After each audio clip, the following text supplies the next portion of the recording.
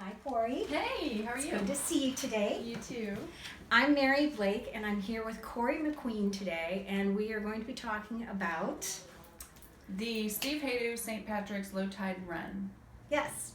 Now, what is your position with this organization? Right. With it? So I used to be on the board. I think I was on the board for 10 years. You're only allowed to be on it for 5, but they let me be an honorary member. And Okay. now my sister is actually the president. I kind of help where she needs it. Like next week, I'm taking some time off just to do some errands for her because she has a full-time job. Everybody has full-time jobs. This is all volunteer work. So, and it's a big job. Okay. So. Well, why don't you tell me a little bit about what the Steve Haydu Low Tide Run is? So it is a race that raises money for locals that are battling cancer and also struggling financially. The bylaws used to state that the cancer patients couldn't have insurance. Like that was the stipulation, the insurance. But now we have modified it so that people that have insurance can still benefit from it because people who have insurance still have struggles. Right.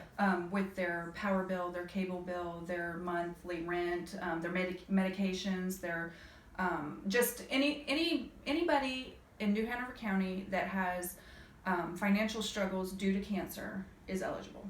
Okay. All funds go directly to the recipients. We don't have any paid positions. We do have expenses like t-shirts and different things that we have to pay first, like the race director and those kind of things. But once those are paid, every bit of it goes to our community. Okay. So what is the Low Tide Run like? So the Low Tide Run is a humongous party in Carolina Beach. Right. It starts as early as 6 a.m. I think the Silver Dollar may open at 6 a.m. People are everywhere in their green. It's a huge party day. I don't drink until after 10 a.m. That's my rule. After the race, but some people start about 6 or 7, so it just depends. Every establishment on this island is having a huge party, and Wow. it's a really fun way to get together as a community, raise money, and kind of fight back because cancer just affects just about every one of us, and it's hard to fight back. Right. And this is our way to band together in order to do something about it. Okay. Registration is open now, and how long will it stay open? It will stay open until the morning of the race. I think it Okay. closes maybe, 45 minutes before the race starts. 10K starts, I believe, at 8 a.m. Okay. and 5K starts at 8:30. Okay. So I wouldn't recommend waiting until the day of the race to register. If you decide the day of that you want to register, you can. Okay. How many people are you expecting this year to be racing?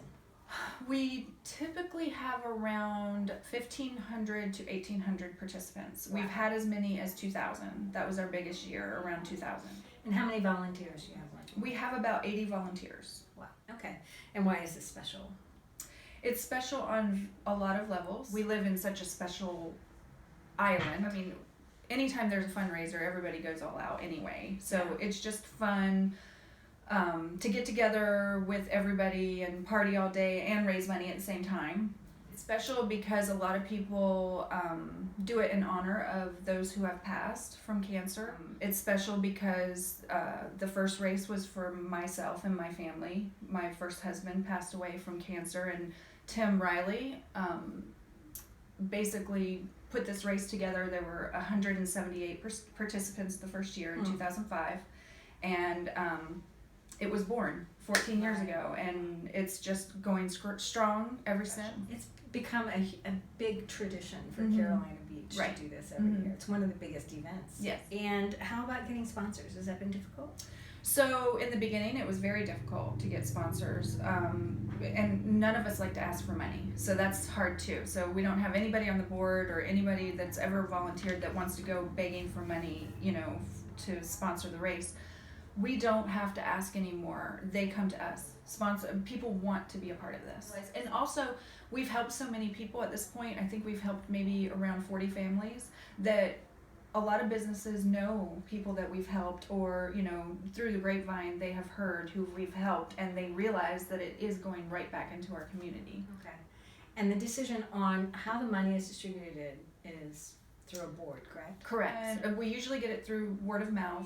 Recipient or possible recipient will fill out an application with their financials, and then it's submitted to the board. Someone from the board interviews and then takes it back and says, makes recommendations on how much should be distributed for their particular case. Thank you so much for being here with me today. Thank you for having me.